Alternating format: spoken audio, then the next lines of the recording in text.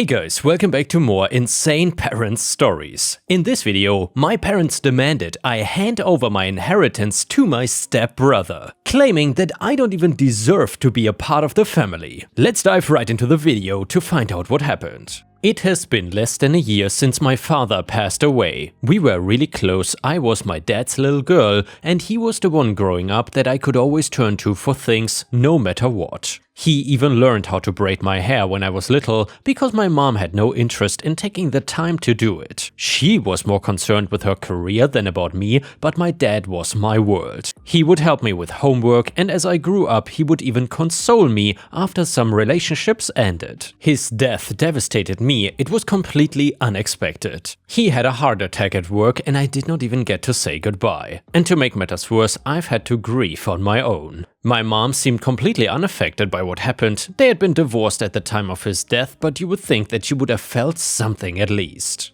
But no, the only thing that has angered her is that my father left everything explicitly to me, including a valuable property where we would vacation every summer and a large sum of money. My mother actually got remarried 3 months after my father died, and that means that I now have a stepbrother at 2. A few months ago, my mother and stepfather Richard called in a family meeting. I don't even live at home with them.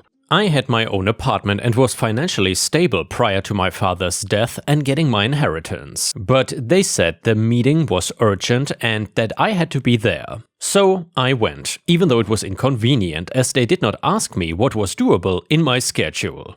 Anyway, I get there, and instead of it being a real meeting where we all discuss whatever the subject on the table was, it was just an ambush. They demanded that I sign over my entire inheritance to my stepbrother Ed. I asked them why I should do that when the money and property had belonged to my father, who had no involvement whatsoever in Ed's life. There were no relation or anything, but they said that Ed had gotten himself into some difficulties and really needed the money to get himself out of debt and on his feet again.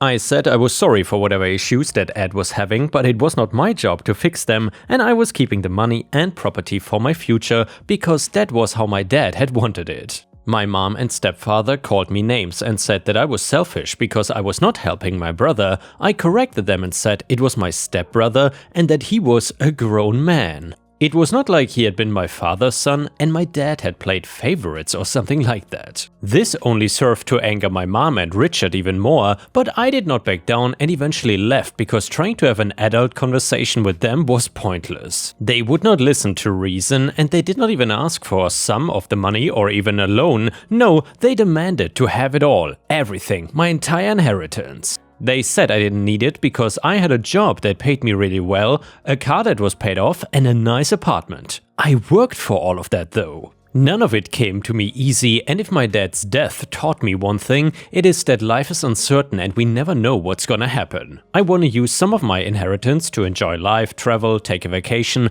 and see some of the world. Health is not guaranteed and I want to have some of it for savings too, just in case I become ill one day and need it or experience some other hardship. It is not that I wish my stepbrother any ill will, but he and my mom and Richard cannot just have what my father explicitly wanted me to have. Other than memories, it is his parting gift to me.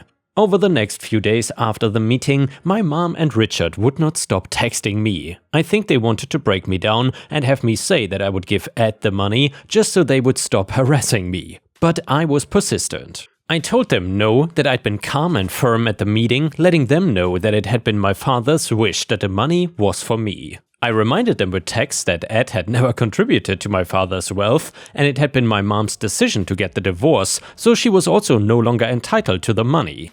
I took photos of the will so that they knew I was not making up the contents of my father's will. None of them had even been at the reading. They were not a part of it and therefore not invited to it. I had not asked my mom to attend with me because she and my father were no longer together. The divorce had been amicable as they had fallen out of love with one another. After I had moved out of the house to pursue my own life, my parents had seemed to drift further and further apart, but now if I look back on it, I don't know when I saw my parents actually being in love. My dad had been the one to be there for me and my mom had been busy with her career. She had made a lot of money, but she had also spent a lot of it, leaving her with nothing to show for her work. It turned out that my father had been the one who paid all the bills. After the divorce, he had sold the family house and moved into an apartment as he claimed he did not need the space. My mom said the documents were fakes and that either way, I had the money and should be helping my stepbrother. I told them that it was not my fault that Ed had made irresponsible decisions and that it was his responsibility to deal with the consequences of his own life. This only served to further anger my mother and Richard. The text messages and voicemails did not stop coming, and I was losing sleep over the whole situation. I felt alone and overwhelmed. While my mother and I had never been particularly close, she had never been verbally abusive before. I knew that Richard liked to drink quite a bit, and I wondered if my mom had taken it up too, somehow escalating and even worsening the situation. One day, on my way home from work, I decided that, as unpleasant as the whole thing would be, that I needed to try and end it in person. I thought I could take the tension down a notch by taking them supper as a token of my goodwill, but I was wrong in thinking that a few pizzas and some fries could help buy peace. I'd wanted us to eat together like a normal family, but the truth was, it was something that we had never been. I barely knew my stepfather or my stepbrother, and my mother had actually been a stranger most of my life too. They told me that pizza was not enough to fix the situation, and they said with my father's money I could afford to feed them every night if I wanted to, but it was not food that they were after. They wanted me to help Ed. Help as in hand over my entire inheritance to him. And I had a choice. If I didn't comply to their ridiculous demands, then they were gonna disown me and cut me off from the family. But given that the family was basically strangers to me anyway, I don't know what they thought they were trying to do with their emotionally manipulative tactics. Don't get me wrong, their words hurt. I wanted to cry, scream, and yell. But not because of what they said, mostly because I was still angry at the world because my father had died far too young. He had been stolen from me, and they did not even care about that at all. All they wanted was what my father had left for me in his will, his legacy, because I was his daughter. And they wanted to take my legacy away and use it for their own means. I was not having any of it. I did not stay long at my family's home, but the time that I was there was already far too much. They called me ungrateful and selfish and greedy. Richard even had the audacity to say that I was being disrespectful of my late father's memory by not sharing with their new family. When I got home, I laid down on my bed and all the tears and grief flooded out. I felt so broken, but I knew that I could not let my mom or Richard have any power over me. I knew that they were not gonna stop until I took some serious action. The next day, I consulted a lawyer, and when I next saw my family, I was prepared. I had documents proving that my father's will and my claim to the inheritance was completely legal. There was nothing that my family could do to get it. I also told them that if they did not stop harassing me for it, that there would be legal action taken against them. This time, Ed was at home, and he got to hear what I had to say. I told him that I was sorry that he was struggling, but I couldn't in good conscience help him out of the mistakes he had made, and that it would be much smarter for him to look for solutions instead of allowing my mom and Richard to continue with their ridiculous demands because nothing useful was gonna come from them. I did, however, give Ed a file containing contacts that I thought he might find useful as a small gesture of goodwill. Ed looked embarrassed by it all, and I wondered if he had been at all aware of what my mom and Richard were up to. My mind even went as far as to wonder if the money had really been for Ed at all. I considered that his financial issues, real or conceived by my mom and Richard, was just a ploy so they could have my money and the vacation property where I had spent so many great summers with my dad and mother growing up. Keeping my composure, I left my mom and stepfather's home after wishing Ed good luck with his future. My mom and Richard had nothing to say in the end. They were stunned that I'd actually gone to the length to protect myself and the legacy that my father had left for me. They had no legal recourse and were forced to accept defeat. After this, I decided to go no contact with my mom or Richard. After all the ugly things that they had said, I could not allow myself to be in their company again. It would be too hard on my mental and physical health to have to deal with them knowing what they had tried to do and how they felt about me because I had not done what they had wanted. I was not being greedy, I was just looking after myself. My peace of mind and my freedom from the toxic family dynamics was necessary. But the truth was, knowing that I was cutting them off made me feel very alone. That was why I decided to join a grief group to help me deal with my feelings about the death of my father. I invested the money that my father had given me and vowed to use the interest to help others. I kept out some to help a pet sanctuary. I knew my dad would like that. He had always wanted us to have a dog when I was growing up, but my mom had been allergic to pet dander. My mom and stepfather ended up with nothing but their own ideas. Last I heard from a mutual acquaintance, my stepfather had needed to take on an additional job to help pay the bills, as the lifestyle that he and my mom kept were not at par for the money they were bringing in and the cost of their expenses. I, however, sleep just fine at night with my decision. My life is better off without them in it. And yeah guys, if you enjoyed the story so far, please don't forget to subscribe to the channel because I would very much appreciate that. The next one is titled Airport Karens and Kevins. So this happened a few years ago at the airport. I was on my way back from seeing my daughter, son-in-law and meeting my granddaughter for the first time, where they live in the sticker patch in the western US. Mind you, I was on crutches as I had fractured my ankle in an accident the 2 days before I left home. Styling and profiling in a purple cast, which was a little hard to miss, or so I thought. I was in an airport wheelchair being pushed by one of the staff when we were stopped by a Karen looking for her terminal. Now, we had been stopped a couple times already and it was not a huge deal. He would give directions and we would get back on our way to the terminal that I needed to be at. Karen, however, wanted him to escort her to her destination. He told her he would get me to where I needed to be and would come back to help her, and then if she was still lost.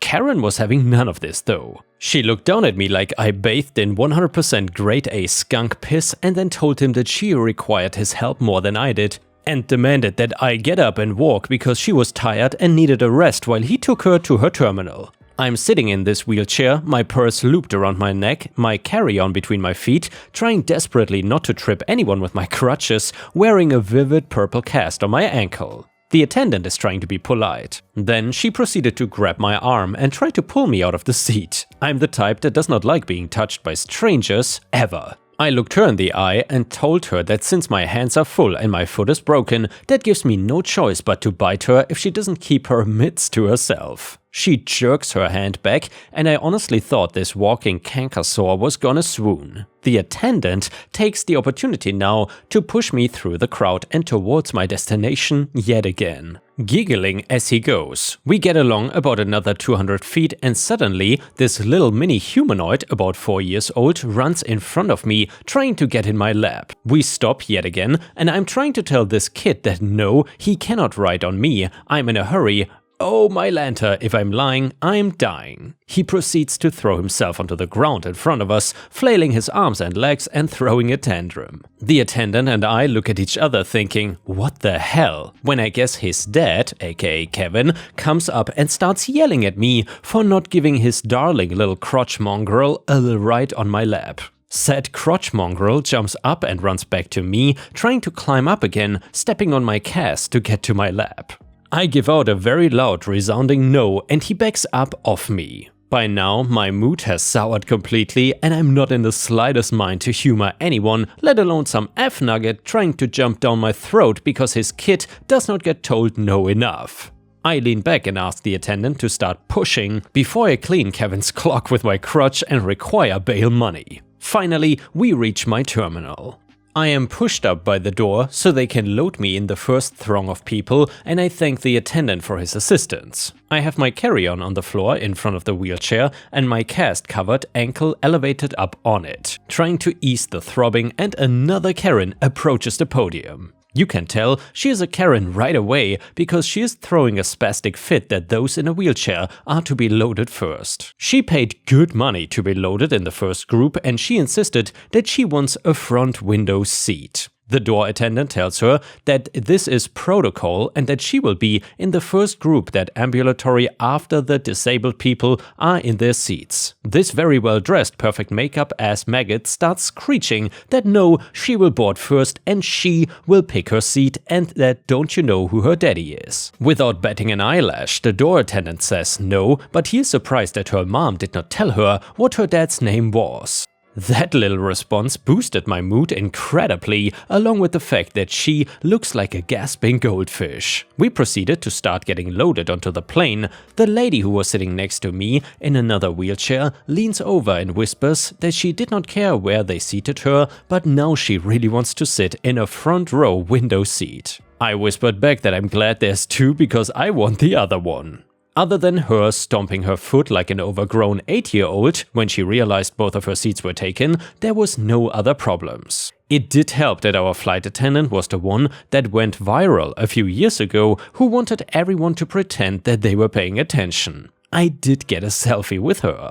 And before we end the video, the next one is another funny airplane story. It is called The Flight from Heaven. So this is my dad's story. My father prefers to arrive on at time in anything in life. He is a stickler for that kind of thing. So he was traveling from Florida to New York. So to my amazement, when he told me this awesome story of how he got revenge, although indirectly, I was grinning ear to ear while listening. So to start things off, of course, my father arrives on time to the flight. At boarding time, the plane was a bit empty. Something like 2 or 3 rows was empty in the very back, and my father loves to sit in the back because it is less stressful and proven to be safer in the event a plane crashes. So there is freedom to choose the seat that you want, and my father does so. Bags put in the overhead compartment, empty seats on either side of him, and life is basically a bliss. That is until the plane is delayed. A minor inconvenience, but nothing too detrimental. 5 minutes pass delayed, then 10 minutes, then 20, then 30. Everyone on the plane is wondering why this damn plane won't take off. And then it happens. A family of 5, which we will call the anuses, father, mother, 2 sons and an infant, board the plane. If you were ever on a plane before, you will understand that this is almost unthinkable. Planes love to take off on time, and if you are even 5 minutes late, you will not be able to board said plane. So here goes the anuses boarding a plane 30 minutes after it's supposed to have taken off. No problem, there are plenty of empty seats and we can finally get rolling. Well, nope. The anuses walk directly to my father and the row he is sitting in and say, "These are our seats." Well, of course, my father proclaims that there are a multitude of empty seats and they can just take one of those. But nope, they want their seats on their tickets and we're not having it any other way. Another thing about planes, it's federal law that all passengers must sit in their assigned seats in the case of a plane crash. All the bodies can be accounted for and identified, although